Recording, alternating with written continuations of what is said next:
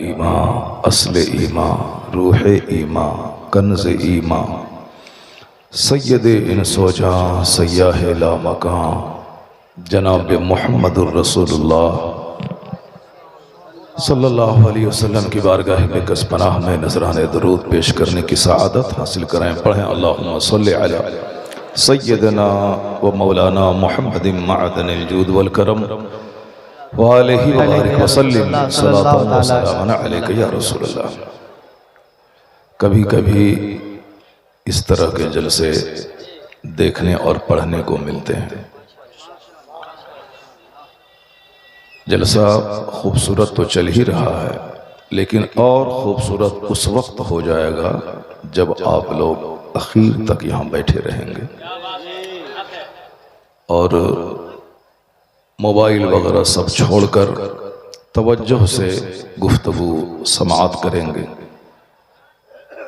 और एक बंदा बीच में या उसको उठ के ना जाए, मगर शदीद ज़रूरत के तहत, तो जलसे की बरकतें समझ में आएंगी और गुफ्तगू का असर बहुत दिनों तक कायम रहेगा। अल्लाह तबारक व तआला इस जलसे को कबूल फरमाए और जितने लोग दूर दराज से चलकर यहाँ आए हैं, अल्लाह ताला सबों को सेहत और तंदुरुस्ती अता फरमाए, सबों की मुश्किलात आसान फरमाए। इस ज़िक्र खैर की मजलिस के सदक़े सबों की जायज़ और नेक हाजतों को अल्लाह ताला पूरी फरमाए।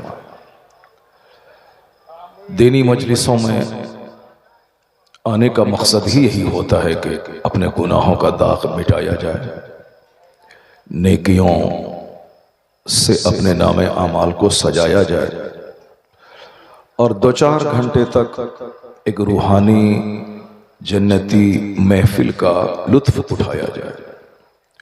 मैं अक्सर कहता हूँ, गुनाहों से भरे हुए इस माहौल में बंदा अपने घर में भी गुनाहों से नहीं बच पाता है। चौक चौराहे पे जाने के बाद न आंखें बच पाती हैं, न आदमी के कान गुनाहों से बच पाते हैं। ऐसे गुनाहों के माहौल में एक मजलिस यही है, पाकीज़ा मजलिस। जब तक आप यहाँ बैठे हैं आपकी आंखें गुनाहों से महफूज हैं। जब तक आप यहाँ बैठे हैं आपकी ज़बान अल्लाह का जिक्र कर रही होती है, सुभान अल्लाह अल्हम्दुलिल्लाह पढ़ते रहते हैं। जब तक आप यहाँ बैठे हैं आपके कानों में कोई गाली, कोई गाने की आवाज़ नहीं, सिर्फ अल्लाह रसूल के जिक्र की आवाज़ पहुँचती है। जो काम 1400 साल से खानकाहों में होता था, बड़े बड़े बादशाह आते थे खानकाहों, वहाँ जौ की रोटी खिलाई जाती थी, सुबह शाम की दर्स की मजलिसें सजती थी और रात भर उससे नमाज पढ़वाए जाते थे। 1 महीना के बाद जब बादशाह वहाँ से निकलता था तो उसके सीने का सारा घमंड और गुरूर ख़त्म हो गया होता था। तो खानका का मतलब purification of heart, purification of mind, दिल की पाकीज़गी और दिमाग की पाकीज़गी का एक मरकज खानका हुआ करती थी। इब्राहिम बिन अदहम रज़ी अल्लाह ताला अन्हु उसी खानकाहों के प्रोडक्ट थे। हज़रत मुज़फ़्फ़र बल्खी बल्ख से चल के बिहार आ गए। बिहार शरीफ में हुज़ूर मखदूम बिहार की खानकाह में आकर खिदमत करके सीने के सारे जंग और घमंड को निकालने लगे। इतने पाकीज़ा हो गए कि मुज़फ़्फ़र बल्खी अब एक वली कामिल बन गए। खानकाहों में होता था जो काम, आज अनफॉर्चुनेटली यानी बदकिस्मती से अक्सर खानकाहों में तावीज़, गंडे, तेल पानी का काम होने लगा। अब वहाँ सुबह शाम की मजलिसें कहाँ सजती हैं, अब वहाँ बंदा 2-4 घंटे नेकियों के माहौल में कहाँ गुजारता है। वहाँ तो तेल और पानी का राज है, झाड़ फूक और दुआ तावीज़ का राज है। मदरसे में पहले बादशाहों के बेटे आके पढ़ते थे और इल्म सीखते थे, लेकिन आजकल वो बातें भी खत्म हो गई। गरीबों के चंद बच्चे मदरसों में पढ़ते हैं, इल्ला माशाअल्लाह चंद मालदारों के बच्चे को छोड़कर। अब मदरसे में दीन सीखने लोग आते नहीं। आपको जब जरूरत होती है कि मेरे घर में 10 बच्चे चाहिए कुरान खानी के लिए, तब मदरसे का रुख आप करते हैं। आपको शादी की तारीख तय करने होती है तब मदरसे का रुख करते हैं, या जनाजे की नमाज पढ़वानी होती है तो मदरसे का रुख करते हैं। दीन कौन सीखेगा, मकसद हयात कौन सीखेगा? इस जमाने में ये एक जलसा, एक चलता फिरता मदरसा है जहां 4 घंटे की इल्मी नशिस्त सज जाती है। साल के 360 दिन जो आलिम दीन किताबों का मुताला करते हैं, 2 घंटे में साल भर का निचोड़ आपके सामने रख देते हैं। तो इस जमाने में एक मोबाइल मदरसा, जैसे मोबाइल हॉस्पिटल, मोबाइल शौचालय लोग कहते हैं, मोबाइल हॉस्पिटल, मोबाइल साफ टॉयलेट, चलता फिरता टॉयलेट, जहां वह गाड़ी लग गई उसके बाद 2-3 दिन के बाद खत्म हो गया, चलता फिरता हॉस्पिटल। ये जलसा एक चलता फिरता मदरसा है जहां बंदा 2-3 घंटे बैठकर कई सालों का इल्म सीख लेता है। अब अगर कोई ये बोलता हो कि जलसा कराने से क्या फायदा है, ये बिल्कुल बेकार सी बात है। ऐसे लोग भी ये कह सकते हैं कि मस्जिद बनाने से क्या फायदा है, मदरसा कायम करने से क्या फायदा है, तकरीर से क्या फायदा है, जब लोग नमाज नहीं पढ़ते हैं तो मस्जिद बनाने से क्या फायदा है। यह बिल्कुल अक्ल से खाली बात और बेवकूफों के दिमाग की उपज है। वरना जो अक्लमंद है वो जानते हैं कि नमाजी आए ना आए अजान कयामत तक बंद नहीं होगी। कोई बंदा नमाजी बने ना बने जुमा की तकरीर बंद नहीं होगी। कोई बंदा नेक बने ना बने ईदैन का खुतबा बंद नहीं होगा। एक बंदा भी सुन्नत पे अमल करे ना करे, निकाह का खुतबा जो सुन्नत है वो बंद नहीं होगा, खुतबे निकाह बंद नहीं होगा, खुतबे ईदैन बंद नहीं होगा, नमाज़े पंजगाना के लिए अजान बंद नहीं होगी, चाहे एक इमाम और मौजिन को ही क्यों ना पढ़ना पड़े। उसी तरीके से कयामत तक सरकार की सीरत बयान करने वाली ये मजलिस कभी बंद नहीं होगी। ये मजलिसें होती रहेंगी। ये मजलिसों के इनेकाद का एक ही मकसद है कि एक इल्मी मजलिस सज जाए।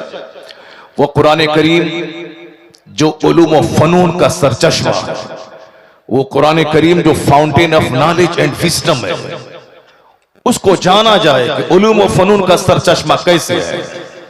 वो कुरान जो कौमों की तकदीर बनाने, सजाने और बिगाड़ने के लिए नाजिल हुआ है, उस कुरान करीम के राज़ो रुमूज़ को समझा जाए। हुजूर ने क्या फरमाया, इन्नल्लाह यरफ़उ बिहाज़ल किताब अक़वामा व यदअउ बिही आख़रीन। अल्लाह इस किताब के जरिए बाज लोगों को बुलंद कर देता है, और जो इस किताब से अच्छा सलूक नहीं करे अल्लाह उन लोगों को पस्ती में धकेल देता है, उसे जलील और रुस्वा कर देता है।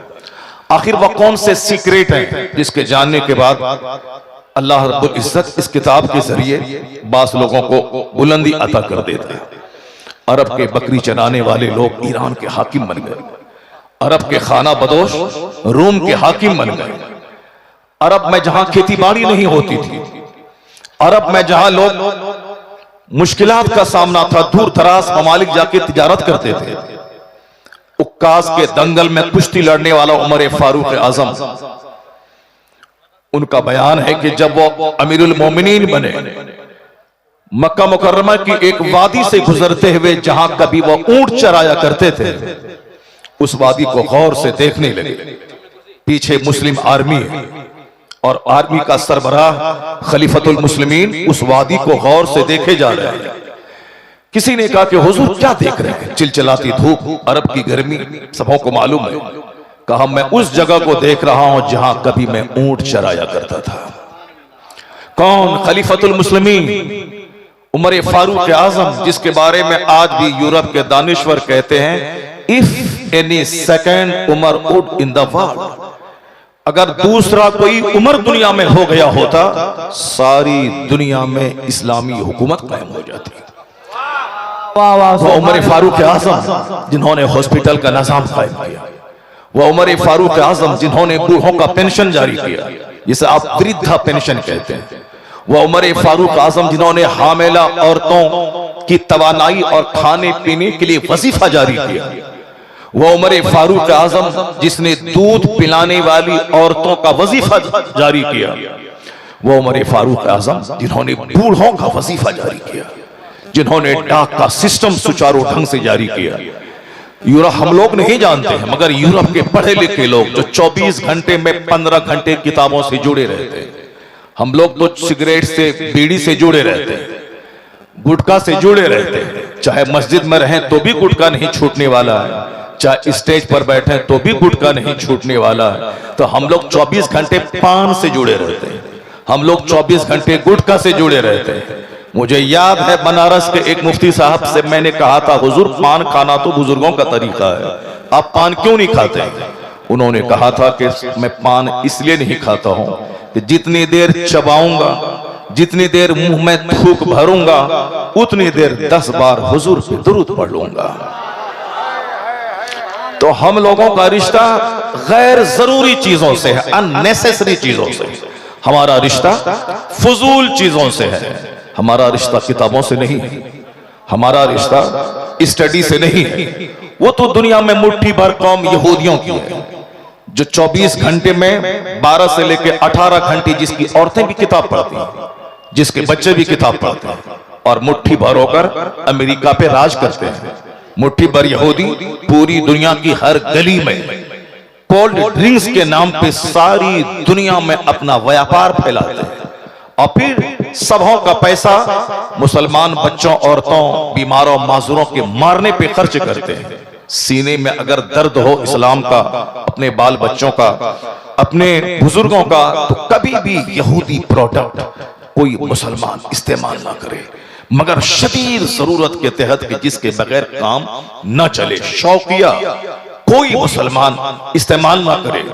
डोमिनोज में न जाए, KFT का इस्तेमाल ना करे, वुडलैंड के शूज न पहने, यानी जरूरतन शदीद जरूरत के अलावा शौक से उसके प्रोडक्ट का इस्तेमाल ना करे, चूंकि फायदा उसको होता है और उस रुपए का इस्तेमाल हमारे बाल बच्चों और हमारी नस्लों के मिटाने और नस्ल खुशी करने पे उन पैसों का वो इस्तेमाल करती। मुट्ठी भर यहूदी कौम किताबों का मुताला करके दुनिया पे राज कर रही है, मुट्ठी भर यहूदी कौम, और हम गुटखा, बीड़ी, सिगरेट, पान, तंबाकू, चौक चौराहे पे लोगों का मुंह देखना, सड़क पे घूमना, साहब दूसरों की बहू बेटी को तकना, चंद बच्चे जो हमारे करते हैं, हमने इन बच्चों को पैदा किया, नतीजे में हम दूसरों की गुलामी हम कबूल कर लेते हैं, हम अपना सामान दूसरों पे थोप नहीं पाते, हम अपना प्रोडक्शन दुनिया को दे नहीं पाते।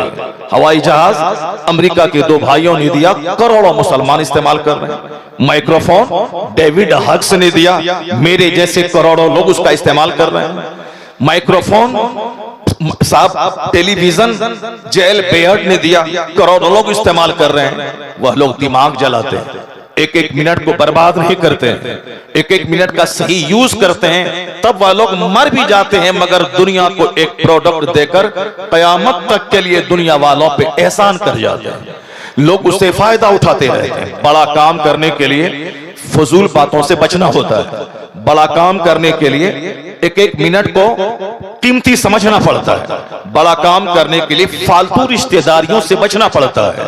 दुनिया में बड़ा बनने के लिए बहुत स्ट्रगल और जद्दोजहद करना पड़ता है।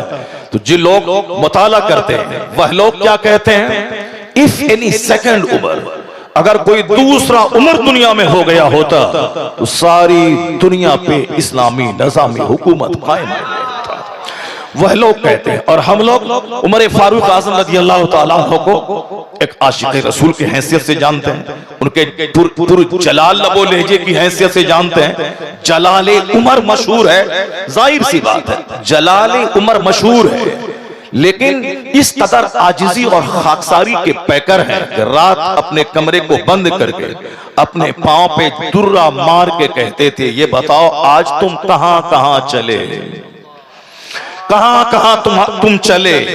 ये उमर है जो सजदे में इस कदर रोते थे कि ताड़ियां भीग जाती थी। तो आदमी वो नहीं है जो इतना नॉर्मल हो के सब उस पर चढ़ बैठे, आदमी वो नहीं जो इतना हार्ड हो जो अपने बाल बच्चों और बीवी को प्यार ना दे सके। आदमी वही है जो नॉर्मल भी रहे, आजिजी का नमूना भी रहे और जरूरतन कहरो गज़ब का नमूना भी रहे। आदमी वही है जिसमें दोनों क्वालिटीज मौजूद हो। हमारे तमाम औलिया सालिहीन में इस तरह की सारी क्वालिटीज जो ह्यूमन क्वालिटीज है, जो इंसानी औसाफ है, वो सारी चीजें मौजूद थी। जरा गौर से सुनिए, बात हमारी इसी तरह से लंबी हो जाती है, बात से बात पैदा होती है, 2-3 घंटे की तकरीर हो जाती है और हमारे दोस्तों के लिए तबीयत पे वो तकरीर बोझ बन जाती है। इसलिए मैं आज नहीं चाहता कि आपकी तबीयत पे मैं बोझ बन जाऊं। हमारे दोस्तों का मशवरा है कि 1 से लेकर 1.5 घंटे के बीच में आप तकरीर खत्म कर दिया कीजिए। क्यों आप इतनी लंबी लंबी तकरीरें करते हैं? कोई पूछने वाला नहीं होगा अगर सेहत खराब हो जाए। लोग मशवरा देते हैं। अभी दिन में मैं 2.5 घंटे का खिताब दिन में भी किया हूं। ये बताए, अभी मैं अगर 2.5 घंटे बोल दूं तो 5 घंटे का खिताब हो जाएगा, फिर मेरी सेहत का क्या हाल होगा।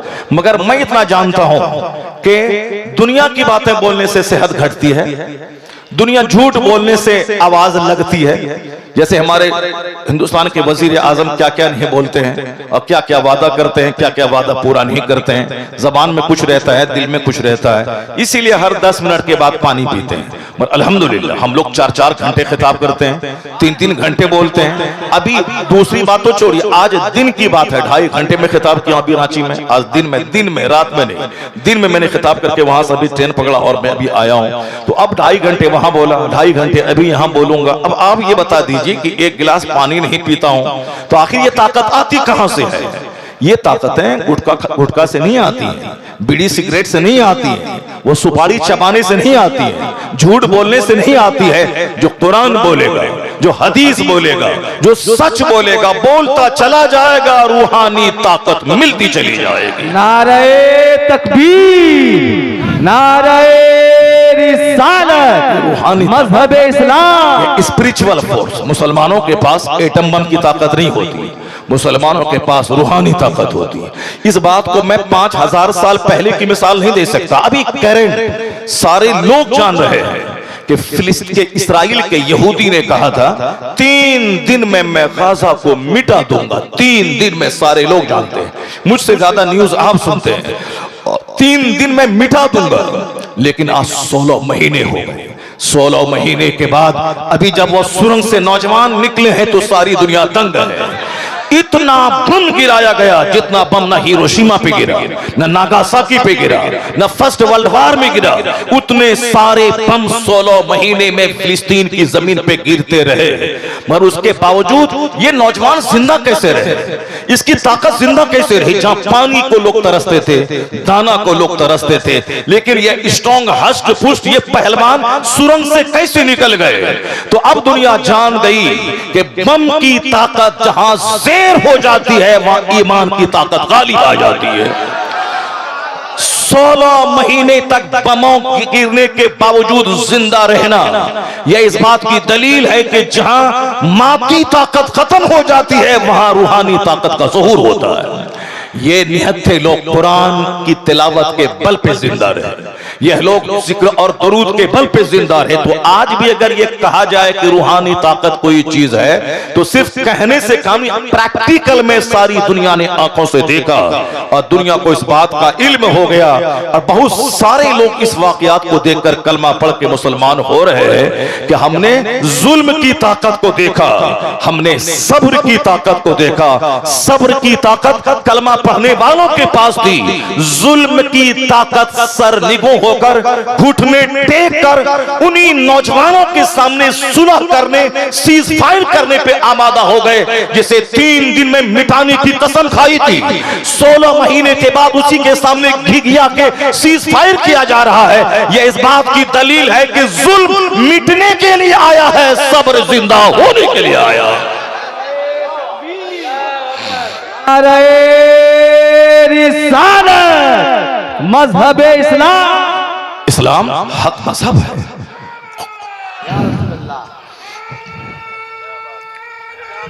मेरा मजहब हक है, मेरा कुरान हक है, मेरे मुस्तफा हक है, मेरा दीन सच है।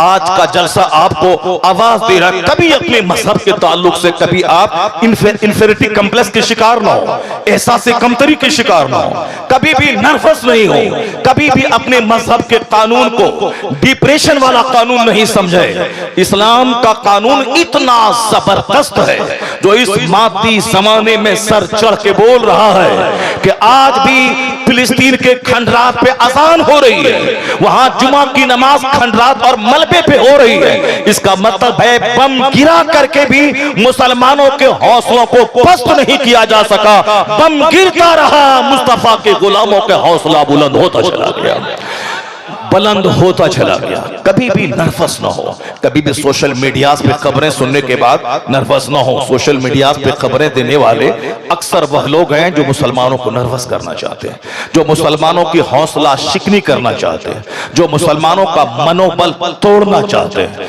जो मुसलमानों को अंदर से खोखला करना चाहते हैं। नहीं होगा ऐसा, इसलिए कि जब आप कुरान से करीब रहेंगे कुरान ताकत देगा, जब आप आलिम से करीब रहेंगे तो उलमा की गुफ्तगू से ताकत मिलेगी, जब मदरसों से जुड़े रहेंगे मस्जिदों खानकाहों से तो ताकत मिलेगी। हम खोखले हो गए थे जब मस्जिदों से दूर थे, मदरसों से दूर थे, जलसों से दूर थे। अब फिलिस्तीन की जमीन आवाज दे रही है कि तुम करीब हो जाओ मस्जिदों से, करीब हो जाओ मदरसों से, करीब हो जाओ खानकाहों से, करीब हो जाओ अपने उलमा से।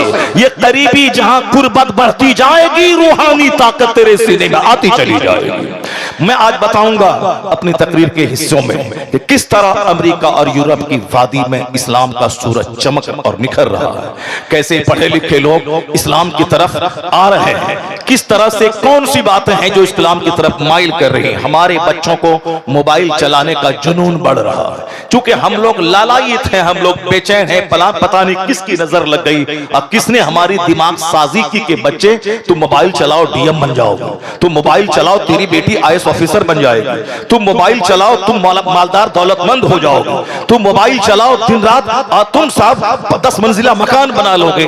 जबकि शहादत बिल्कुल इसके बरक्स है। मोबाइल चलाने वाले हमारे वो बच्चे जो आईएएस ऑफिसर बनने वाले थे वो साहब नामर्द बन गए, जो बच्चे प्रोफेसर बनने वाले थे मोबाइल चला चला के वह बेदीन हो गए, वह गैरों की गोद में जाके बैठ गए। हमारी बेटियां जो समोसलात की पाबंदी थी, इसी मोबाइल ने उससे कुफ्र के नरके में पहुंचा दिया। उसके बावजूद मेरी आंखें नहीं खुल रही हैं, जहां चाहे बस मोबाइल लिया जरूरतन इस्तेमाल किया जाए, न कि उसी में डूब करके अपनी इस कीमती जिंदगी को तबाह बर्बाद कर दिया जाए। मगर जो लोग दुनिया पे राज कर रहे हैं, हवाई जहाज देकर, कंप्यूटर देकर, मोबाइल देकर, माइक्रोफोन देकर, हेनरी फोर्ड मोटर कार दुनिया में पहली बार बनाने वाला यह मोटर ही है। जो हमारे मशीन में यह मोटर ही है, हवाई जहाज में मोटर है, 4 व्हीलर में मोटर है, ट्रेन में मोटर है, फ्रिज में मोटर है, साहब हर चीज में मोटर है। हेनरी फोर्ड ने सबसे पहली बार दुनिया को मोटर का फॉर्मूला दिया। आज हेनरी फोर्ड यानी फोर्ड के नाम पे जो फोर्ड गाड़ियां हैं, बड़ी बड़ी कंपनीज के नाम है, वो हेनरी फोर्ड है जिन्होंने दिमाग जला जला कर, जिन्होंने सारी दुनिया से कट कर अपने आप को लाइब्रेरी में कैद करके, जिन्होंने तन्हाई में आसमान और जमीन पर रिसर्च करके एक जबरदस्त फॉर्मूला दिया। वो मर चुका बंदा, लेकिन आज दुनिया में करोड़ों गाड़ियां रोजाना सड़कों पे दौड़ रही हैं और करोड़ों मशीनें घर में काम कर रही हैं। किस कदर दिमाग जला के ऐसा फॉर्मूला दिया, वह मर गया। अरबों आदमी उसका इस्तेमाल करके फायदा हासिल कर रहे हैं। हम लोग जैसे मोबाइल चला रहे हैं ऐसे मोबाइल नहीं आ गया। वो बंदा सारी दुनिया से कट गया, वो बंदा रिसर्च किया है, वो बंदा शोध किया है, वो बंदा चिंतन किया है, वो बंदा एक एक मिनट को प्रेशियस कीमती समझा है, तब दुनिया को एक अजूबा चीज उसने दिया है। यही मैं बताना चाहूंगा कि चिंतन का मजाज किसने दिया है, शोध का मजाज किसने दिया है, रिसर्च का मजाज किसने दिया है, पढ़ने लिखने का मजाज किसने दिया है। हमारे बाल बच्चे गौर से सुन लें कि जिस अमेरिका यूरोप की तरफ ललचाई निगाहों से आप देख रहे हैं और सारी चीजें वहां से आ रही हैं, बेसिकली अगर सघन अध्ययन आप करेंगे तो आपको पता चलेगा कि यूरोप आज साइंस की वजह से जवान जरूर है, मगर उसको जवान बनाने का फार्मूला न हिंदुस्तान से मिला है, न चाइना जापान से मिला है, न साहब मलेशिया इंडोनेशिया से मिला है, खुद उनका एतराफ है ये सारा फार्मूला अरब की सरजमीन से वहां के लोगों को मिला है। मैं अपनी तकरीर में बताऊंगा कि कैसे मिला है, और अगर मैं बोलूंगा तो आप बोलेंगे मौलाना जोरे बयान से काम ले रहे हैं। अगर हमारे मौलाना बोलेंगे कहेंगे इस्लाम की खादिम है इसलिए बढ़ा चढ़ा कर बातें कर रहे हैं, लेकिन नहीं, जो बात मैं कह चुका हूं इस बात को मैं नहीं, मैं उनकी बात को दोहरा रहा हूं। एक किताब है तामीर इंसानियत, द मेकिंग ऑफ ह्यूमैनिटी। उस किताब में एक बहुत बड़े दानिश्वर है, वो दानिश्वर क्या कहते हैं जरा गौर से सुनिए। पर मैं इसकी तशरीह की तौज़ी मैं अपनी तकरीर में आगे करने वाला हूं। अब उन्होंने क्या कहा, वो कहते हैं it must be owned that all the knowledge whether of physics और एस्ट्रोनॉमी और एस्ट्रोलॉजी और mathematics which flourished in Europe from the 10th century was originally derived from the Arabian schools, and the Spanish Saracen may be looked upon as the father of European philosophy। यह John डेविनपोर्ट है, ये Christian है, सात समंदर पार के दानिश्वर है, हिंदुस्तान के नहीं है। हिंदुस्तान के लोगों को टांग खींचने से फुर्सत कहा है, हिंदुस्तान के लोगों को सड़कों पे दंगा करने से फुर्सत कहा है। हिंदुस्तान में जब तक जहालत रहेगी उस वक्त तक शहर जलता रहेगा, उस वक्त तक दंगे होते रहेंगे। जिस दिन हिंदुस्तान डॉक्टरों का मुल्क बन जाए, जिस दिन हिंदुस्तान इंजीनियर्स का मुल्क हो जाए, उस दिन सड़कों पे बम नहीं फटेंगे, उस दिन झंडा नहीं नोचा जाएगा, उस दिन दंगा नहीं होगा। जिस दिन हिंदुस्तान डॉक्टरों, प्रोफेसर, साइंटिस्ट का मुल्क हो जाए, उस दिन सारे लोग अमन पसंद हो जाएंगे, सड़कों पे दंगा नहीं होगा, लोग अपने घरों में बम नहीं बल्कि किताब का मुताला करेंगे, अपने से दूसरों को फायदा पहुंचाएंगे। ये बताइए, हवाई जहाज दिया अमेरिका ने, माइक्रोफोन दिया यूरोप ने, फ्रीज दिया यूरोप ने, एसी दिया यूरोप ने, मोटर कार दिया यूरोप ने। क्या यूरोप की सड़कों पे दंगे होते हैं? क्या हम बम फोड़ा जाता है? क्या वहां बिरादरी के और कास्ट के नाम पे जंगे होती है? नहीं, 1000 लोग रेलवे स्टेशन पे हैं, कोई किसी से बात नहीं करता है, सब अपने अपने काम में लगा हुआ है। कोई साहब सिस्टम पे वर्क कर रहे हैं, कोई साहब की किताबों की स्टडी कर। 1000 लोग हिंदुस्तान में, 5 लोग चाहे हिंदू रहे या मुसलमान, 5 लोग जहां ऐसा लगता है जैसे कोई मछली मार्केट हो। हवाई जहाज पे हिंदुस्तानी सफर करते हैं, हवाई जहाज को मछली मार्केट बना देते हैं। हमारे मुल्क के लोग AC 2 टायर में सफर करते हैं, वहां भी जोर जोर से मोबाइल चलाते हैं और सारे मुसाफिरों को कष्ट पहुंचाते हैं। यह है हमारे मुल्क का आईना। यह और बात है कि हम हिंदुस्तानी हैं, हिंदुस्तान के जर्रे जर्रे से मुझको प्यार है। वह दूसरे लोग होंगे जो हिंदुस्तान को जलाना भी चाहते हैं और देशभक्त भी बनना चाहते हैं, और अमेरिका यूरोप से घूम के जब इंडिया आते हैं तो अमेरिका यूरोप की तारीफ के पुल बांध देते हैं और साहब वहां के मकानात की तारीफ करते हैं। मगर अल्हम्दुलिल्लाह हम वो हिंदुस्तानी है कि अमेरिका यूरोप से वापस आने के बाद मैं पाकिस्तान गया, वहां से वापस आने के बाद मैंने कहा हमारे मुल्क की गलियां पाकिस्तान से अच्छी हैं। मैं दुबई गया जो अमेरिका के कॉलोनी कहलाता है, मैं दुबई से वापस आने के बाद का नहीं, दुबई की फलकनोश इमारतों से बेहतर हिंदुस्तान की झोपड़ी है। मैं कहता, हमारे लोग कहते, हमारे उलमा कराम कहां नहीं है? हमारे उलमा वहां हैं जहां हिंदुस्तान के इंजीनियर नहीं है। हमारे ये आलिम लॉस एंजलिस में है, कैलिफोर्निया में है, वाशिंगटन DC में है, न्यूयॉर्क में है, यह साहब जर्मनी में है, जर्मनी की राजधानी बर्लिन में है, यह हॉलैंड में है, यह ऑस्ट्रेलिया में है, यह मालदीव में है। कहां नहीं हमारे हिंदुस्तान के आलिम है जो हिंदुस्तान का नाम पूरी दुनिया में बुलंद कर रहे हैं। मगर चंद शरीर किस्म के लोग हैं जिनकी निगाहों में हम खटकते हैं। वो हमारी देशभक्ति पे, हम हमारे देश प्रेम पे, देश प्रेम पे वो उंगली उठाते हैं। इन शरीरों को उठाने दीजिए, उससे होता क्या है? हमारी सबसे बड़ी देश की मोहब्बत की निशानी यही है कि जब हम जमीन पे रहते हैं हिंद के नगमे गाते हैं, और जब मर जाते हैं तो समंदर के रास्ते कोई दूसरा मुल्क नहीं जाते हैं। इसी हिंदुस्तान के कब्रिस्तान में दफन होकर मरने के बाद भी हिंदुस्तान ही में रहते हैं। हमसे बड़ा देश प्रेमी कौन हो सकता है? लुच्चे लफंगों के नाचने गाने से क्या हमारी हुब्बुल वतनी पे कोई उंगली उठ सकती है? नहीं उठेगी। हमें उससे कोई सनद नहीं चाहिए। हमारे बुजुर्गों ने साफ डंके की चोट पे कहा था, अमेरिका से अच्छा हिंदुस्तान हमारा, चाइना से अच्छा हिंदुस्तान हमारा, ब्रिटेन से अच्छा हिंदुस्तान हमारा, मलेशिया से अच्छा हिंदुस्तान हिंदुस्तान हमारा, इंडोनेशिया से अच्छा हिंदुस्तान हमारा, यानी इन सारे जहां से अच्छा हिंदुस्तान हमारा। मुस्लिम है हम, वतन है सारा जहां हमारा। कहा था हम बुलबुलें हैं इसकी, ये गुलसिता हमारा। बहैसियत मुस्लिम हमारा नारा ये भी था, चीनो अरब हमारा, हिंदुस्तान हमारा, मुस्लिम है हम, वतन है सारा जहां हमारा। मेरा पैदा करने वाला एक है, आसमान एक है, जमीन एक है, कुरान एक है, मेरे मुस्तफा एक है। पूरी दुनिया में एक नमाज, एक रोजा, एक हज, एक ज़कात, पूरी दुनिया में एक फितरा का सिस्टम, एक उश्र का निज़ाम, एक कानून ज़कात, एक कानून कुर्बानी, एक कानून निकाह, एक कानून तलाक। इस माना कर पूरी दुनिया हमारी है, हम खुदा के बंदे हैं। चीनो अरब हमारा, हिंदुस्तान हमारा, मुस्लिम है हम, वतन है सारा जहां हमारा।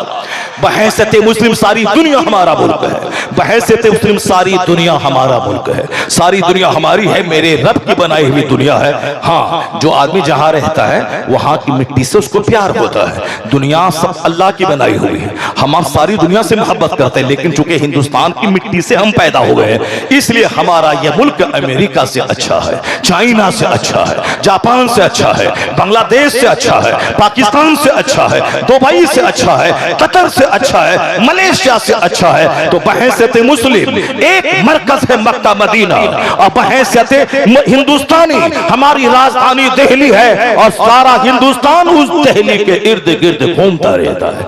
इस तरह की बड़ी सोच किसकी होगी जो अमेरिका से वापस आने के बाद कहे हिंदुस्तान की सड़ी हुई गलियां अमेरिका के व्हाइट हाउस से बेहतर है, हिंदुस्तान की सड़ी हुई झोपड़ी लॉस एंजलिस के खरबों के मकान से बेहतर है। ये कोई नहीं बोलेगा, ये हिम्मत अगर किसी में है ये हमारे उलमा बोलेंगे, ये हमारे मदरसे के प्रोडक्ट बोलेंगे, और हम ही इस देश के सच्चे सेवक हैं। अंग्रेजों को भगाने में जो रोल उलमा का रहा है, इनके फतवे का रहा है, इनकी हिम्मतों का रहा है, किसी दूसरे का नहीं रहा। हजार लोग डिंग मारते रहे, मगर ये हजारों उलमा की लाशें जो दिल्ली की सड़कों के किनारे दरख्तों पे लटकी हुई थी, इन आलिमों का जुर्म क्या था? इनका जुर्म यही था कि इन लोगों ने अंग्रेजों के खिलाफ फतवे जिहाद दिया था, अंग्रेज को भगाने के लिए माहौल पैदा किया था। तो खून की नदी हमारी बहे, लाशें हमारी सड़े, और आज मसनूई देशभक्त सामने आ जाए और हिंद कहे कि आजादी में मेरा रोल रहा था। नहीं, हिंदुस्तान को आजाद करवाने में मैक्सिमम जिसकी मेहनतें रही वो उलमाए मदारिस हैं, जिन्होंने अंग्रेजों के भगाने का फतवा दिया था। तो खैर, हम कोई पॉलिटिकल आदमी नहीं है, हम एक धार्मिक आदमी है, हम एक मजहबी आदमी है। हम अपनी कौम को बुराई से बचाने का पैगाम देते हैं, हम अपनी कौम को अपने वतन से मोहब्बत करने का पैगाम देते हैं, हम अपनी कौम को कुरान से, हदीस से, आलिमों से, मदरसा से, मस्जिद से, खानकाहों से जुड़ने का पैगाम देते हैं। न हमारा एम कोई सियासी है, न राजनीतिक, न पॉलिटिकल है, न हम किसी पार्टी से बिलोंग करते हैं। हम एक मजहबी आदमी हैं, मजहब की बात बोलते हैं, लेकिन कभी कभी उनके सवालात का जवाब भी देना पड़ता है, और उनकी दरीदा देहनी का इलाज भी करना पड़ता है, उनके कंफ्यूजन को दूर भी करना पड़ता है। अब जरा गौर से सुनिए, जॉन डेविनपोर्ट क्या कहते हैं? वो कहते हैं it must be owned that. मैं अपने बच्चों से मुखातब हूं, मैं अपनी कौम से मुखातब हूं, मैं अपने उलमा और समाज के आम लोगों से मुखातब हूं। मैं कोई जटिल सब्जेक्ट नहीं उठाया हूं, मैं सिर्फ ये बताना चाहता हूं मदरसे के एहसानात क्या है, इल्म का प्रचार और प्रसार सबसे ज्यादा किसने किया है, इस दुनिया को मॉडर्न बनाने में, साइंटिफिक बनाने में किसका रोल ज्यादा रहा है। जब तक लोग अपनी अहमियत नहीं समझेंगे, जब तक लोग मदरसे की अहमियत नहीं समझेंगे, नहीं, मदरसा सिर्फ बाल बच्चों के माँ बाप के मरने के बाद चंद बच्चों को बुलाकर कुरान खानी कराने का के लिए टीम पैदा नहीं करता मदरसा। मदरसे की तारीख बड़ी रोशन रही है। देखिए गैरों की नजर क्या गई, कोई मौलाना पीर साहब नहीं, जॉन डेविनपोर्ट एक क्रिश्चियन, वो क्या कहते हैं? वो कहते हैं it must be owned that all the knowledge whether of physics और एस्ट्रोनॉमी और एस्ट्रोलॉजी और मैथमेटिक्स, जो पढ़े लिखे लोग हैं वो जानते हैं। वो जॉन डेविनपोर्ट ने कहा कि सारे उलूम जिसकी वजह से साइंस जवान हुई है, साइंस ने डेवलप किया है, वो उलूम क्या है? वो है फिजिक्स, वो है केमिस्ट्री, वो है बायोलॉजी, वो है एस्ट्रोलॉजी, वो है एस्ट्रोनॉमी, जिसको हम उर्दू और अरबी में बयान कर दें। मैथमेटिक्स का मतलब इल्म रियाजी, फिजिक्स का मतलब इल्म तबिया, केमिस्ट्री का मतलब इल्म कीमिया, बायोलॉजी का मतलब इल्म हयातियात, बोटनी का मतलब इल्म नबातात, जूलॉजी का मतलब इल्म हैवानात, एस्ट्रोलॉजी का मतलब इल्म फल्किया, एस्ट्रोनॉमी का मतलब इल्म नुजूम। ए भाई बैठो बैठो बैठो, तमीज कहेगा। यहाँ बूढ़े बूढ़े लोग बैठे, उसको पेशाब नहीं लग रहा है। इसको बोझ इसलिए मालूम हो रहा है क्योंकि वो कॉमेडी सुनने आया था। मैं 4-4 घंटे खिताब करता हूँ, कोई कॉमेडी नहीं बोलता हूँ, कोई लतीफा नहीं ठोकता हूँ, कोई बगैर सरफिर की कहानी नहीं बोलता, चूंकि ये बच्चे आदी हो गए हैं, सिर्फ नाच सुनने के आदी हो गए हैं, लतीफा सुनने के आदी हो गए हैं, कव्वाली सुनने के आदी हो गए हैं, अब बगैर सर पैर की कहानी सुनने के आदी हो गए। ये तहकीकी बात कहां से सुनेंगे? ये रिसर्च वाली बात कहां से सुनेंगे? ये अमल वाली बात कहां से सुनेंगे? ये कैसे सुनेंगे? इनकी बदअमली पे तनकीद की जा रही है, उसको मतली आती है, तो मतली नहीं आनी चाहिए। अगर कोई हमारी कमजोरी को इंडिकेट कर रहा हो, हमें कोई स्ट्रगल जद्दोजहद का रास्ता दिखा रहा हो, उसका एहसान मानना चाहिए। ये हमें ख्वाबे गफलत से जगाता है और हमें राह रास्ता दिखाता है। नारे तकबीर, नारे रिसालत। बहुत सारे बच्चे हैं, बहुत सारे हमारे बच्चे हैं जो सड़कों पे घूम रहे हैं। वो क्या आए थे? जलसा का मतलब मेला, जलसा का मतलब दूसरों की बहू बेटी को देखना, या दूसरों की बेटी को देखेंगे इसकी बेटी को कोई दूसरा देखेगा, या दूसरों की माँ को देखेंगे इनकी माँ को कोई दूसरा देखेगा। इस हाथ से दे उस हाथ से ले, टिट फॉर टैट, जैसी करनी वैसी भरनी। अभी एक मौलाना साहब बता रहे थे कि प्यार मोहब्बत की तावीज देने वाला एक साहब लखनऊ का आमिल साहब था। प्यार मोहब्बत की तावीज देता था दूसरों को, प्यार मोहब्बत की तावीज 10,000 रुपए, 11,000 रुपए, 12,000 रुपए। पता चला कि उसकी बीवी समाज के दूसरे लड़कों के साथ भाग गई, और जिनके साथ भागी वो तावीज उसी मौलवी से लिया था, उसी मौलवी से लिया था। किस तरह कैसे कैसे हालात दुनिया में हो गए। ये हमारे बच्चे जो बाहर घूम रहे हैं, आखिर क्यों जलसा में आए थे? क्यों मेला देखने के लिए आए थे?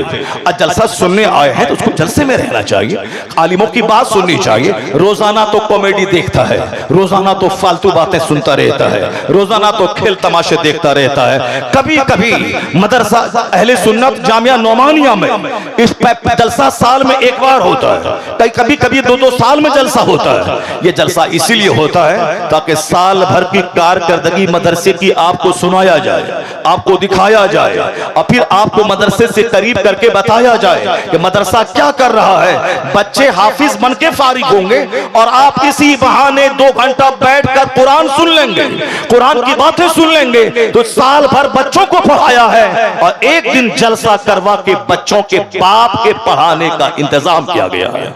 ये अज़मत कुरान कॉन्फ्रेंस में आपके आने का मकसद यही है, एक दिन बैठकर अपना दीन सीखें, अपने दीन की बातों को जाने। जरा गौर से सुनिए जॉन डेवेनपोर्ट क्या कहते हैं। वो कहते हैं ये सारे उलूम जिसकी वजह से साइंस जवान हुई है, अगला जुमला चौंका देने वाला। वो कहते हैं ये सारे उलूम अरबी मदारिस से लिए गए हैं। कौन? मैं नहीं बोलता, मेरा पीर साहब नहीं कहता। हमारे पीर साहब को लड़ने से फुर्सत कहां है? हम पीर साहब को लड़ने से फुर्सत कहां है? और हमारे मौलवी साहब लोगों को चंदा से फुर्सत कहां है? तो फिर वो कहां तक की बातें करेंगे? अब चंदा करना भी जरूरी है, क्योंकि चंदा के बगैर मदरसा चलेगा कैसे? मालदार लोगों ने तो साहब वो समझ लिया है कि मौलाना साहब चंदा भी करें, मकान भी बनाएं, पढ़ाई भी करें और अपनी तनख्वाह कुछ चंदा करके लें, बाकी हम सदर सेक्रेटरी बने रहें, ना मेरा हाथ मैला हो, ना पांव मैला हो, मेरी सरदारी भी हाथ से ना जाए। जब लोगों ने देखा कि साहब पहले मदरसा चलाने का मकसद ये था कि आलिम दीन आप मसनद पे बैठो, आप बच्चों को कुरान पढ़ाओ, बच्चों को तफसीर पढ़ाओ, तुम्हारे पास इल्म है तुम इल्म बांटो, मेरे पास दौलत है मैं तेरा इंतजाम करूंगा, मैं मदरसे की तामीर करूंगा, मैं बच्चों के खिलाने का इंतजाम करूंगा। तो दोनों अपनी जिम्मेदारी निभाते थे कि मौलाना इल्म सिखाएं, मसनद पर बैठकर दरसे कुरान दरसे हदीस दें, बाकी समाज के जिम्मेदार लोग उस मदरसे का मेंटेन करेंगे, वो तामीर भी करेंगे, ज़कात और खैरात कलेक्शन करके मुदर्रिसिन की तनख्वाह भी देंगे, बच्चों के खाने का इंतजाम करेंगे। उनके पास दौलत है, वह दौलत लूटा के दीन बचाएंगे। इनके पास इल्म है, यह इल्म लूटा के दीन बचाएंगे, या इल्म की खैरात तकसीम करेंगे।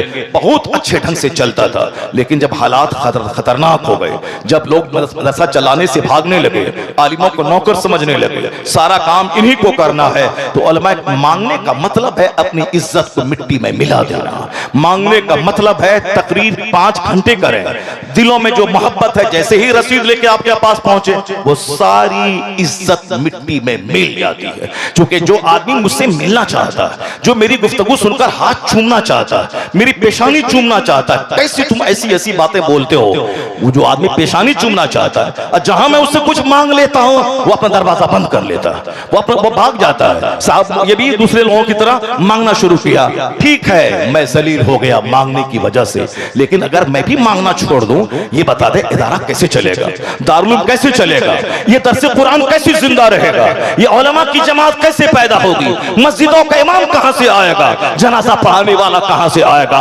काजी कहां से आएंगे, बच्चों को दीन सिखाने वाले कहां से आएंगे। ये तो एहसान इन उलमा का है कि अपनी बेइज्जती का दाग उठाने के बावजूद इन्होंने फैसला किया है मुझे सलाम मत करना, मुझको देखकर दरवाजा बंद कर लेना, मुझे बोझ समझना, मैं अपनी बेइज्जती बर्दाश्त कर लूंगा मगर दरसे कुरान की का मरकज मदरसा बंद नहीं होने दूंगा।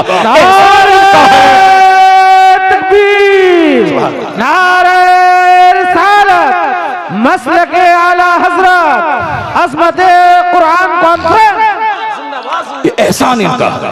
रमजान का महीना इबादत का महीना है, तिलावत का महीना है, घर में बाल बच्चों के साथ रहने का महीना है, लेकिन सारे आराम को त्याग कर कभी बंबई, कभी कलकत्ता, कभी धनबाद, कभी बरनपुर, कभी आसनसोल की सड़कों पे हैं, अपने लिए नहीं उन गरीब बच्चों के लिए जिसको यह दीन सिखा रहे हैं। मदरसे की तामीर करनी है, मुदर्रिसिन की तनख्वाह देनी है। क्या कोई डॉक्टर करता है, कोई इंजीनियर करता है, कोई प्रोफेसर करते हैं, कोई दुनिया का बहुत बड़ा काउंट और नवाब करता है? नहीं, जितने मदरसे चलते हैं अक्सर मदारिस उलमा चलाते हैं। अगर ये चलाना छोड़ दें तो फिर जलसा बंद हो जाएगा, खिताब बंद हो जाएगा, दीन का काम बंद हो जाएगा। इसलिए इसको बोझ मत समझिए, जब दरवाजे पर आए लपक के इस्तकबाल कीजिए, उनका हाथ चूमिए और एहसान मानिए कि तुम आए हो मेरे माल को पाक करने, मेरी ज़कात लेने, सदक़े फित्र लेने और फिर इसको लेकर बांटने नहीं मदरसा चलाने।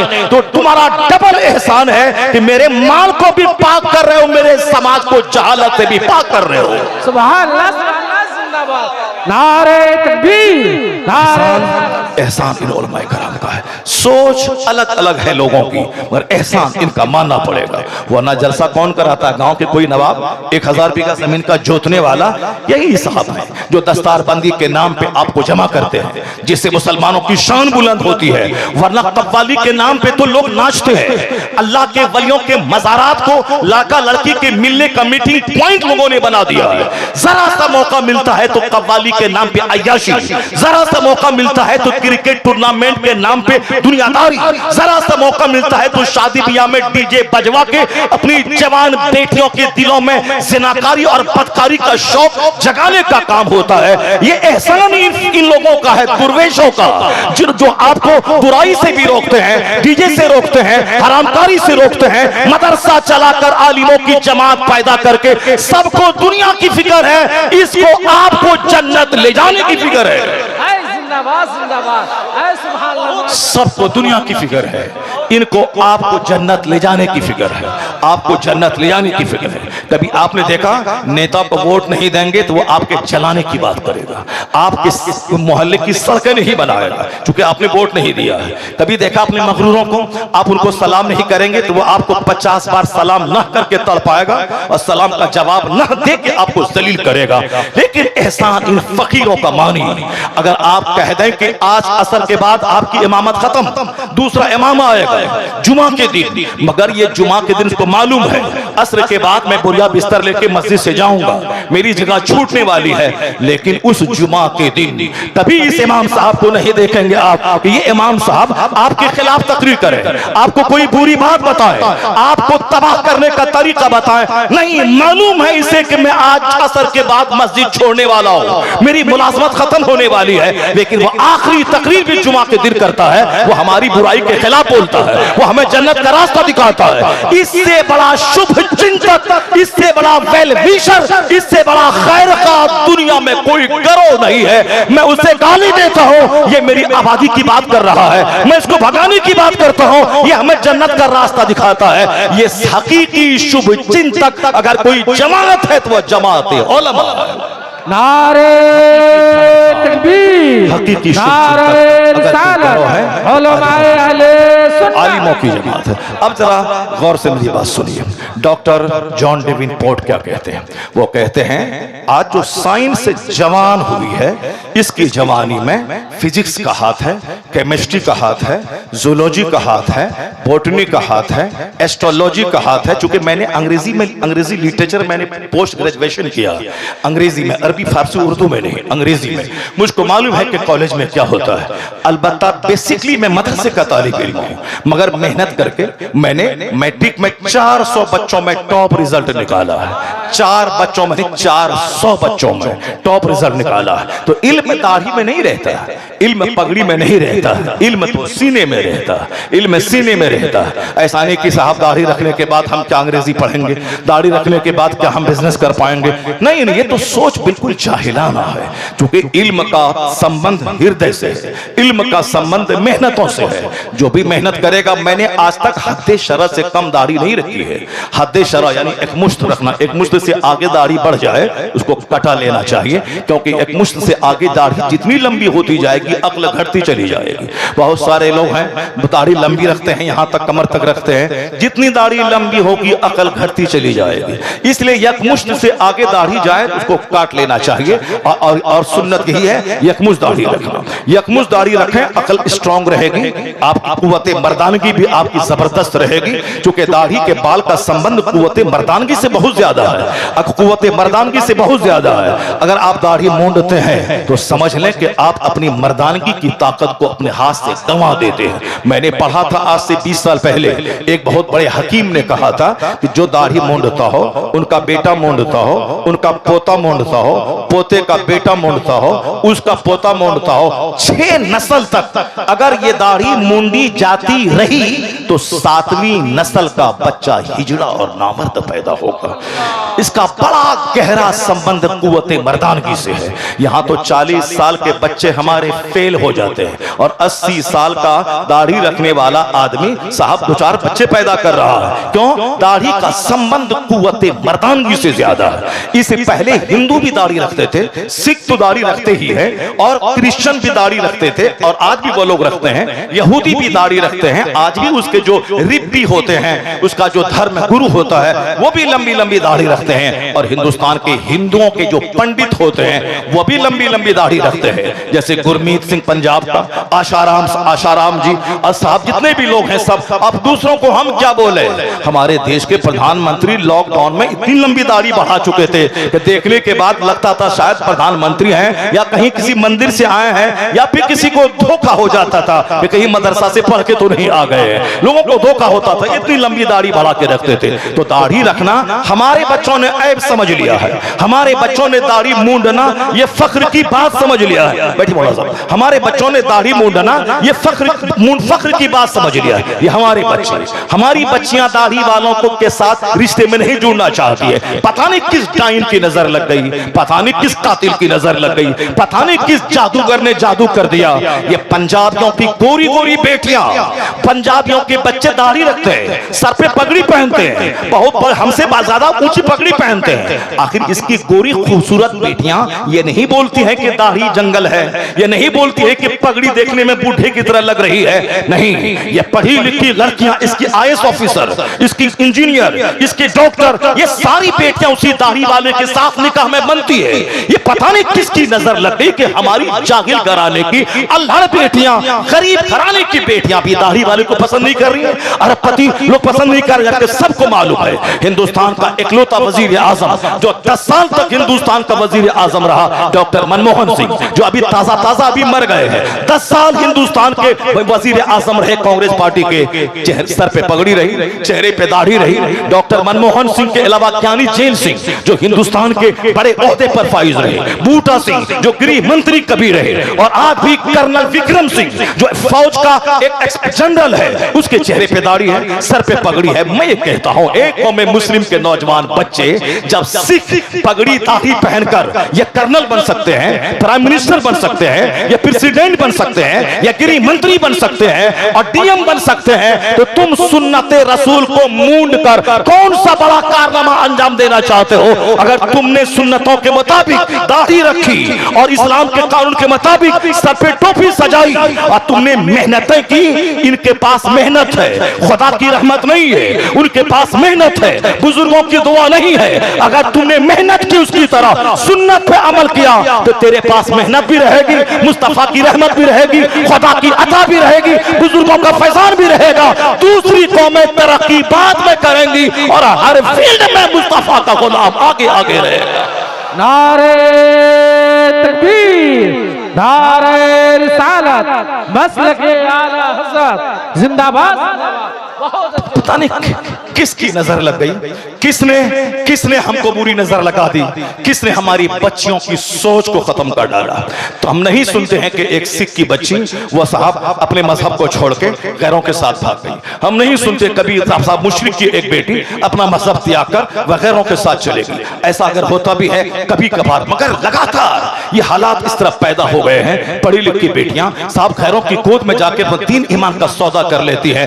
इसका सारा जिम्मेदार वो घर का माहौल है, माँ बाप है। जब बार बार हम ये बोलेंगे वो इंजीनियर बन गया करोड़ों कमा लिया, वो डॉक्टर बन गया अरबों कमा लिया, वो IAS ऑफिसर बन गया खरबों कमा लिया, वो बंबई में फैक्ट्री डाल दी अरबों कमा लिया, तो हमारे छोटे छोटे बच्चे जो मेरे आंगन में पलते हैं वो छोटे छोटे बच्चों के दिमाग में इसका असर ये पड़ेगा कि दौलत कमाना यही सबसे बड़ी चीज है, मकान बनाना यही मकसद हयात है, फॉर्च्यूनर खरीदना यही मकसद हयात है। चाहे सट्टा जुआ खेल के खरीदें, चाहे झूठ बोल के खरीदें, चाहे दूसरों को ठग के खरीदें, चाहे दूसरों की जमीन पे कब्जा करके खरीदें, चाहे डकैतों का एक ग्रुप बना के चोरी डकैती करके हम खरीदें, माल खरीदना है। क्योंकि हमारे घर में यही जुनून पैदा किया जाता है। मगर राजस्थान में एक गांव है, जब उत्तर प्रदेश में, जिसकी आबादी 200 है, उस 200 की आबादी में 70 बच्चे IAS ऑफिसर है। वहां की लड़कियां सड़कों पे नजर नहीं आती है, क्योंकि वहां यही चर्चा होता है वो IAS ऑफिसर बन गया तुझे भी बनना है, वो IPS ऑफिसर बन गया तुझे भी बनना है। ये माँ बाप अपने बच्चों के दिमाग में IAS बनने का नशा डालते हैं और हमारे घरों में पता नहीं किसकी नजर लग गई, वो दौलत बना लिया, वो मॉल खरीद लिया, वो मार्केटिंग कॉम्प्लेक्स बना लिया, वो घर बना लिया, वो जमीन खरीद ली, वो 10 एकड़ प्लॉट खरीद लिया, उन्होंने कॉम्प्लेक्स बना दिया। इसका नतीजा ये होता है दीन मजहब की बातें साइड में हो जाती हैं और बच्चों के दिमाग में दौलत कमाने का जुनून चढ़ जाता है। जबकि कुरान करीम में जगह बजगह दुनिया की इतनी मसम्मत की गई है कि एक जगह कुरान करीम में कहा गया है कि वलौला अयकुन अन्नास उम्मतन वाहिदा ला जअलना लिमन यकफुरु बिर्रहमान लिबुयूतिहिम सुक़ुफन मिन फिद्दा व मआरिजा अलैहा यज़हरून व लिबुयूतिहिम अबाबा व सुरुरन अलैहा यत्तकिऊन व ज़ुख़रुफा। अल्लाह फरमाता है अगर ये सारे लोगों के एक प्लेटफॉर्म पे आने का अंदेशा ना होता, यानी दुनिया के सारे लोगों के काफिर होने का चांस नहीं होता, तो हम अपने बागियों को, अपने दुश्मनों को, अल्लाह कहता है जो अल्लाह को नहीं मानता वो अल्लाह का दुश्मन, अल्लाह कहता है मैं अपने दुश्मनों को, मैं अपने मुनकिरों को, जो मेरा इनकार करता है कि अल्लाह नहीं है, अल्लाह है इसका इनकार करता है, मैं अपने मुनकिरों को इतनी दौलतें दे देता कि उनके मकान की छत में चांदी की बना देता, उनके मकान की छत में चांदी की बना देता, उनके मकान की सीढ़ियां व मआरिजा अलैहा यज़हरून, सीढ़ियां मैं चांदी की बना देता, जिस पर यह मुशरिक, ये काफिर चढ़ करके छत पे जाके वले बयूतिहिम अबवाबा व सुरुरन अलैहा यत्तकिऊन व ज़ुख़रुफा, उनके मकान के दरवाजे, उनके मकान के फर्नीचर वह सब सोने चांदी के बना देते।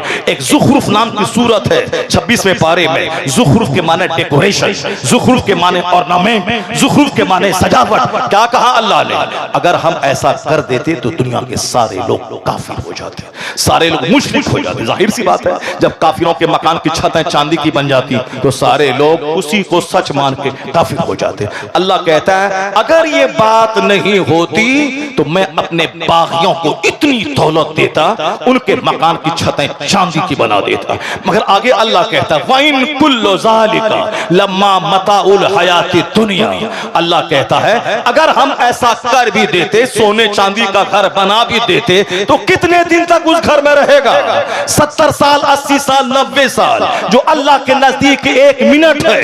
और अल्लाह आगे फरमाता वल आखिरतु इंद रब्बिका लिल मुत्तकीन, यानी मरने के बाद जो आखिरत है, जहां का एक दिन 50,000 साल के बराबर है, वहां सोने चांदी की ईंट से बनी हुई जन्नत, हूरो गिलमान, शहद की दूध की पाकीज़ा नहरें, वहां 70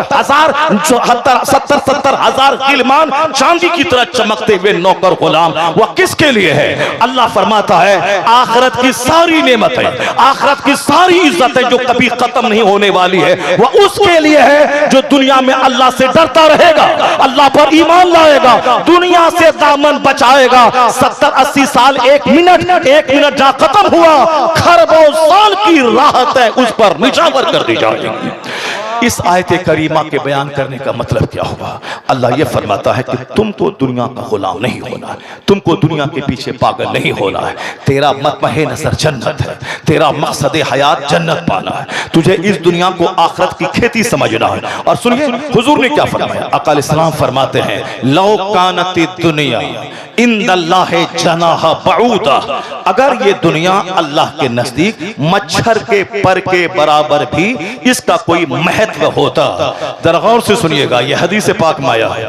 आका अलैहिस्सलाम फरमाते हैं अगर यह दुनिया जिसके लिए हम लालायित हैं, जिसके लिए हमारे बच्चों का ईमान खत्म हो रहा है, जिसके लिए हमारे बच्चों का पर्दा खत्म हो रहा है, जिसके लिए हमारे बच्चों की तहजीब मिट रही है, असल इसी दुनिया ने मेरी बच्ची को जींस टी शर्ट पहनाया, हमारी बच्ची को जो पर्दे में रहने वाली थी, जिनको अल्लाह ने शर्म की चीजें दी हैं, ये फटा हुआ जींस पहनकर, ये टाइट चुस्त टी शर्ट पहन के जो दावतें ज़िना समाज में दे रही हैं, जिसको पर्दे में रहना था, वो शमे महफिल बनी हुई है, उसको जिसको घर में रह के घर को रश के जन्नत बनाना था, वो साफ सड़कों पे नौजवानों की आंखें खराब कर रही हैं। क्यों? डिग्री मिलेगी, नौकरी मिलेगी, नौकरी करने के बाद मेरी बेटी खाएगी पिएगी, चाहे उसके सुख में आग लगे, चैन में आग लगे, मगर ये नौकरी करेगी। नौकरी करने वाली 99% बेटियां, उनका रिश्ता शौहर से अच्छा नहीं है। मैं बेंगलोर में रहता था, इदारे शरिया वहां कायम है, वहां एक डीएम औरत का केस वहां आया था, उनके शौहर भी आईएएस ऑफिसर थे,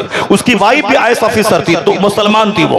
वहां केस ये आया था कि मैं इनसे खोला लेना चाहती हूँ, मैं इनसे तलाक लेना चाहती हूँ। अगर उनका शौहर चपरासी होता, चलो बात समझ में आने वाली है, मैं आईएएस ऑफिसर हूँ, मेरा शौहर चपरासी है, मेल नहीं खाएगा। मैं आईएएस ऑफिसर हूँ, मेरा शौहर स्कूल का टीचर है, मेल नहीं खाएगा। मैं आईएएस ऑफिसर हूँ, ये ब्लॉक डेवलपमेंट ऑफिसर है, मेल नहीं खाएगा। मगर ये भी आईएएस ऑफिसर है, उसका शौहर भी आईएएस ऑफिसर है, आखिर मेल ना खाने की क्या वजह है? अपने आप को फिर तलाक लेकर यहाँ तो कुंवारी बेटियों की शादी होने में ताकीर हो रही है, और जो एक बच्चे की माँ हो, जिनकी शादी के 2, 4, 5 साल हो चुके हों, आखिर वो तलाक लेने का क्या मतलब है?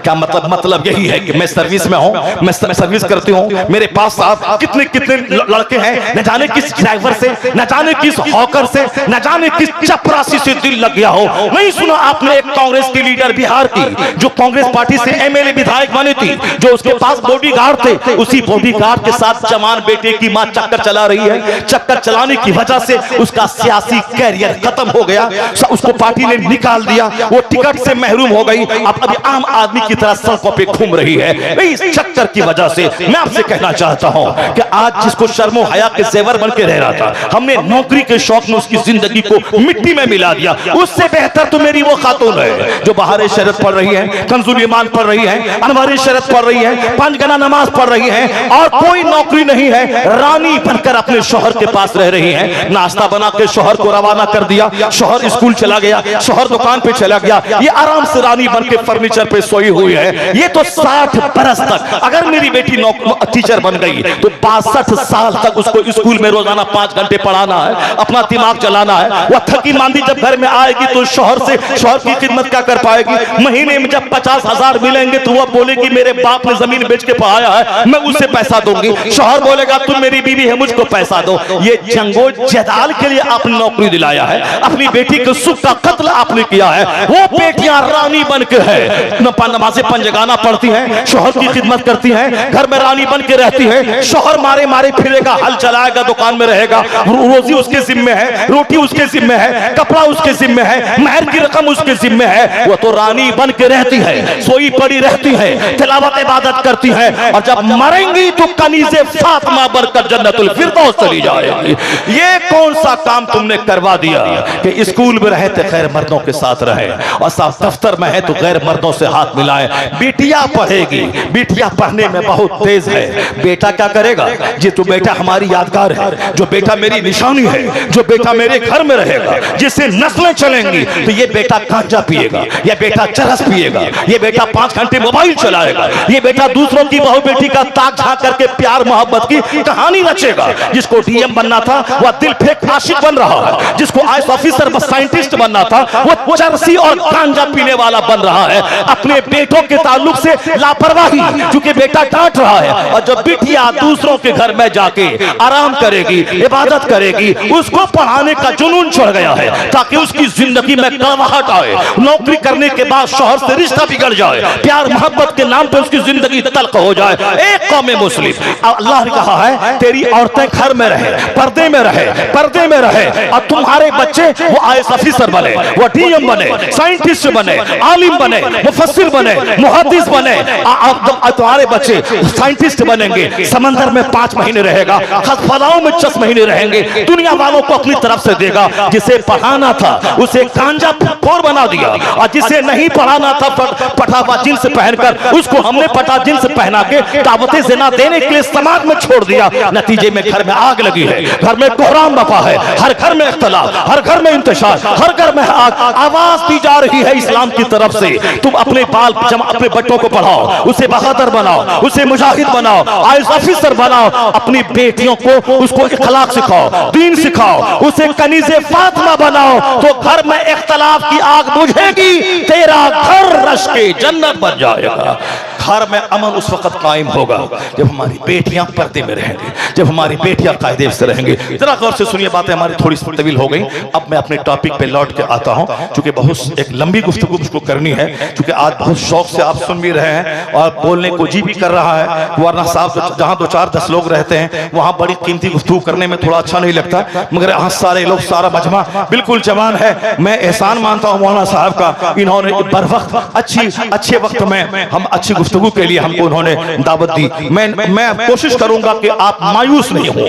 आज मायूसियत आपको परेशान कर रही है, आपका दिन फ्यूचर बड़ा उजला है, आपका मुस्तकबिल बड़ा रोशन है। आप पूरी दुनिया में जो मीडिया के हालात देख के नर्वस हो गए हैं, नर्वस नहीं, मैं बताऊंगा कि कोई दिन अमेरिका का नहीं गुजरता जिस दिन एक दानिश्वर कलमा पढ़ के मोमिन न होता।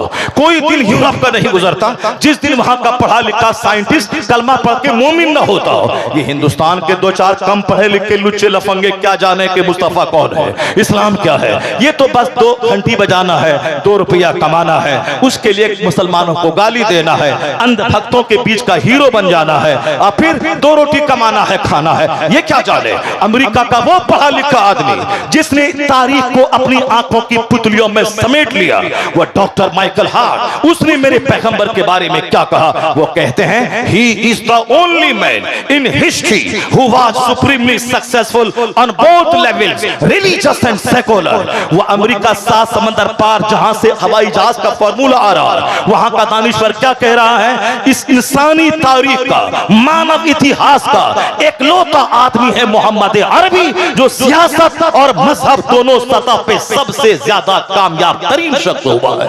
पूरी दुनिया का सफलतम पुरुष। ये गिरी साहब रामगिरी क्या जाने, ये अति नरसिंहानंद क्या जाने, ये नुपुर शर्मा क्या जाने, ये तिवारी क्या जाने, ये दो चार लोग हैं जो रोटी खाने के लिए वो इस्लाम के पैगंबर को गाली देते हैं। मगर इसी हिंदुस्तान का एक हिंदू बहुत बड़ा पढ़ा लिखा आदमी, उसने क्या कहा? उस हिंदू ने उसने कहा the personality of Mohammad, it is most difficult to get into the whole truth of it, only a glimpse of it I can catch. एक गैर मुस्लिम हिंदू ब्राह्मण वो कहता है इस्लाम के पैगंबर की अजमत की तह में उतरना बहुत मुश्किल है।